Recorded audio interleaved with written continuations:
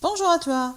Tu entends très souvent parler de valeurs sans savoir exactement ce que c'est, l'influence qu'elles ont sur nos vies, et tu ne connais toujours pas quelles sont tes valeurs. Je te propose de tout découvrir grâce à ce podcast. Bienvenue au podcast qui va t'aider à trouver ton chemin vers une vie plus saine et équilibrée grâce à l'approche holistique et au développement personnel. Je te propose chaque semaine des outils pour améliorer ton quotidien et rester en équilibre. Ensemble, nous parviendrons à réussir et à construire un monde plus sain et en parfaite harmonie. Bonjour à toi, ravi de te retrouver dans les podcasts. Après 3 mois de partage de contenu sur Instagram et Facebook, j'ai souhaité commencer par ce sujet car je considère que si une personne souhaite apporter un changement dans sa vie, il doit impérativement commencer par connaître ses valeurs, puis mettre un plan d'action. Mais avant de parler de comment déterminer tes valeurs, laisse-moi t'expliquer la définition des valeurs et leur influence sur nos vies. Les valeurs est un terme qui désigne un ensemble de caractères ou perceptions que chaque individu possède. Ces valeurs t'aident à choisir entre ce que tu considères être le bien ou le mal, à choisir les personnes avec lesquelles tu souhaites partager ta vie, tes amis, ton milieu de travail. Elles te permettent de prendre des décisions, des choix. Dans le milieu professionnel, les valeurs sont de plus en plus utilisées. Les recruteurs étudient généralement ton profil lors des entretiens afin de déterminer tes valeurs. Et si elles correspondent aux valeurs de leur entreprise, ils peuvent alors te recruter. Sinon, même si tu es performant et que tu n'as pas les mêmes valeurs, ils rejetteront ta candidature. Et ce, afin d'éviter que tu quittes le poste plus tôt car tu ne te sentiras pas à l'aise. Donc, l'entreprise aura investi en toi un coût de formation et coaching et cela est considéré chez eux un mauvais recrutement. Ou bien que tu prennes des décisions agiras d'une manière qui va déplaire les responsables. À cette phase, tu risques même d'être lessivé par les responsables ou carrément remercié et mis à la porte. N'imagine pas que c'est quelque chose de très complexe à comprendre ou à identifier. Je peux te citer quelques valeurs et tu vas voir que c'est des mots que tu as l'habitude d'entendre, d'utiliser. Sauf que tu n'arrives pas à distinguer entre le mot et si ce mot fait partie de tes valeurs ou non. Par exemple, si je te parle de bonheur, de calme, de dominance, d'éthique, d'organisation, de solitude, est-ce que l'un d'eux t'évoque une sensation spéciale? Est-ce un comportement ou un état d'esprit que tu utilises dans ton quotidien? Les valeurs influencent sur nos sentiments d'amitié, d'amour et d'appartenance à un groupe. Si tu te sens très proche d'une personne et que tu la comprends parfaitement, c'est parce que vous avez des valeurs en commun. Un exemple sur les sentiments d'appartenance à un groupe. Si tu me suis sur les réseaux sociaux et que tu aimes mon contenu, cela veut dire que nous avons des valeurs en commun. Les valeurs peuvent te rendre heureux. Pour ce, tu dois être en alignement avec. Chose qui est très importante pour ton épanouissement personnel et avec lesquelles tu pourras aller de l'avant. Tu peux te sentir malheureux car une personne que tu pensais pouvoir partager avec toi une valeur ne le fait pas. Par exemple, si l'une de tes valeurs est la famille ou l'amour et que tu fournis beaucoup d'efforts afin de maintenir cette union avec tes frères, sœurs, parents ou autres membres de la famille, mais l'un d'eux ne partage pas cette valeur et qui t'ignore ou carrément a coupé le lien avec toi. J'imagine que ça t'arrive que tu te mettes en colère ou que tu vois un comportement ou des décisions qui te déplaisent. Cela est dû à une différence entre tes valeurs et celles de l'autre personne. Je vais te raconter une situation que j'ai vécue dans mon travail. Nous avons noté, mes collègues et moi, qu'un des responsables faisait tout pour se faire remarquer. Mais quand je dis tout, cela veut dire même écarter ses éléments, tricher, mentir. Il s'est mis au dos de toute son équipe et collègues. Avec le temps, j'avais compris que cette personne voulait avoir un poste supérieur. Je me suis toujours demandé comment osait-il faire cela et ne pas avoir de remords par rapport à ses subordonnés et collègues. Les valeurs, comme tu l'as sûrement compris, sont personnelles. Elles sont transmises par nos parents, grands-parents, à travers l'éducation, notre société, culture, par les traditions, les croyances, et aussi à travers la religion, dès notre jeune âge. Si tu es né dans une famille qui est très conservatrice des traditions, tu as sûrement cette valeur en toi, mais elle peut être modifiée ou ne devient plus très importante dans le temps, parce que tu développes tes propres valeurs suite à des situations vécues, de l'environnement externe, tes croyances, ta foi.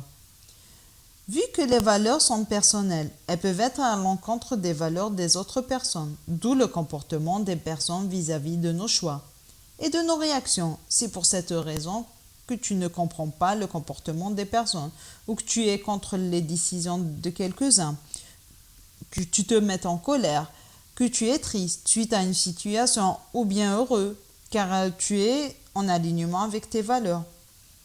Si je reprends l'exemple des responsables, peut-être que pour lui, la valeur la plus importante est le succès. Pour y arriver, il est capable de mentir, tricher, car le succès est plus important que la confiance, l'honnêteté et le respect. Pour ma part, ces trois valeurs font partie de mes valeurs. C'est pour cette raison que j'ai été choquée par son comportement. Et je ne m'imagine pas me comporter comme lui pour atteindre le succès. Depuis que j'ai découvert le sens des valeurs et leur influence sur nous, tous les comportements, paroles, décisions des personnes ne me font plus autant agir qu'avant, car je comprends que c'est dû aux valeurs et que nous devons les respecter sans être à l'opposé. Car le plus important dans les valeurs, ce n'est pas seulement de les connaître, mais plutôt de les connaître et d'être en alignement. Un sujet que je traiterai dans un prochain podcast si cela t'intéresse. Tu dois déterminer tes valeurs afin d'être en équilibre avec toi-même, pour ton bien-être et pour atteindre tes objectifs, tout en étant en harmonie. Afin de déterminer c'est quoi tes valeurs, je vais te proposer un exercice qui pourrait sûrement t'aider, chose que j'essaierai de faire pour l'ensemble des podcasts, car je trouve que parler d'un sujet sans avoir les outils de pratique reste à mon sens théorique. Et comme l'une de mes valeurs est le partage, je vais te partager comment j'ai réalisé ma liste de valeurs. Cela va te prendre un peu de temps, donc il faut que tu choisisses un moment où tu n'as pas un travail urgent à faire. Prends de quoi noter, car tu devras écrire, raturer et sûrement refaire plusieurs fois l'exercice. Tu auras besoin d'une liste de valeurs. Je te mets 2 liens de liste en barre d'infos, une en français et l'autre en arabe, mais tu peux trouver d'autres sur Internet. Tu devras lire la liste en entier plusieurs fois s'il le faut. N'oublie pas que le principe de l'exercice n'est pas de mettre toutes les valeurs qu'il y a sur la liste ou avoir le plus de valeurs possible. Après avoir pris connaissance avec toute la liste et toutes les valeurs qu'il y a sur ta liste, tu commences par supprimer les valeurs que tu considères ne pas être les tiennes. Puis tu devras trier. Tu vas sûrement trouver des valeurs qui te semblent similaires dans leur sens. Tu devras les regrouper. Par exemple, pour moi, équilibre et stabilité sont 2 valeurs qui ont le même sens. Donc ce que j'ai fait, c'est de rassembler ces 2 valeurs en les rendant un groupe composant d'équilibre et de stabilité. Et j'ai fait de même avec les autres valeurs. Ainsi, au lieu d'avoir une liste qui est composée de 30 valeurs, et pour lesquelles tu auras des difficultés à classer, tu auras 20 valeurs avec quelques valeurs qui sont composées de groupes de 2 ou plusieurs valeurs. Puis dès que tu as accompli cette étape, tu devras les classer par ordre d'importance. Cela veut dire de la plus importante en les classant en numéro 1, puis 2, deuxième, puis troisième, jusqu'à arriver à la dernière valeur. Je sais que cette étape est très difficile à réaliser, car tu ne sauras pas si une valeur est plus importante que l'autre. Je vais te donner l'astuce que j'ai utilisée. Imaginons que tu as la valeur famille et travail ou succès et pour laquelle tu ne sais pas qui est le plus important, la famille ou le travail. L'astuce est que tu prennes des exemples dans ton quotidien. Par exemple, imaginons que je sois une maman qui a des horaires de travail qui fait que je n'arrive pas à voir mon enfant durant la journée ou que je me déplace tellement que je suis obligée de laisser mon enfant chez ma belle-mère ou ma mère. que j'aime mon enfant, mais le travail me procure beaucoup de joie et que j'ai décidé d'avoir cette vie pour assurer l'avenir de mon enfant. Cela ne veut pas dire que je suis une mauvaise mère ou que je n'aime pas mon enfant, mais c'est juste que pour moi, la valeur travail est plus prioritaire que la famille. Donc, en prenant des exemples et en fonction de tes choix, tu pourras classer tes valeurs. Le plus difficile pour moi était de classer les 10 premières valeurs. Mais avec cette méthode, j'ai réussi à tout classer. Tu peux relire pour revoir tes valeurs et modifier si nécessaire jusqu'à l'obtention de la liste finale. Je te propose aussi de faire l'exercice avec ton mari, ton fiancé ou ami. Vous faites vos listes chacun de son côté pour ne pas être influencé ou influencer l'autre. Puis, lorsque vous l'avez, vous les partagez pour voir quelles sont les valeurs en commun et comparer les différentes valeurs que vous avez. Ainsi, tu pourras comprendre pourquoi tu as des différends dans des sujets avec la personne et tu pourras trouver une solution ou vous allez les trouver ensemble. Car tu sauras que la personne n'est pas d'accord ou agit d'une manière qui te déplaît seulement parce que cela ne rentre pas dans ses valeurs. Il faut aussi noter que le plus important, ce n'est pas d'avoir un nombre important ou réduit de valeurs, mais d'être sûr que c'est réellement tes valeurs et d'être en alignement avec.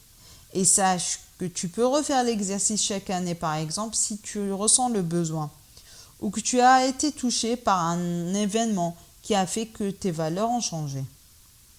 Sur ce, je te laisse faire ton exercice. Si tu as des questions ou veux partager avec nous tes valeurs, n'hésite pas à le faire dans les commentaires. Je te dis à la semaine prochaine pour un nouveau podcast. Merci de m'avoir écouté jusqu'au bout. J'espère que tu as apprécié ce podcast. N'oublie pas de partager avec les personnes qui en auront besoin. N'hésite pas à t'abonner sur ma chaîne YouTube et à mes autres comptes où je partage d'autres informations qui peuvent t'aider.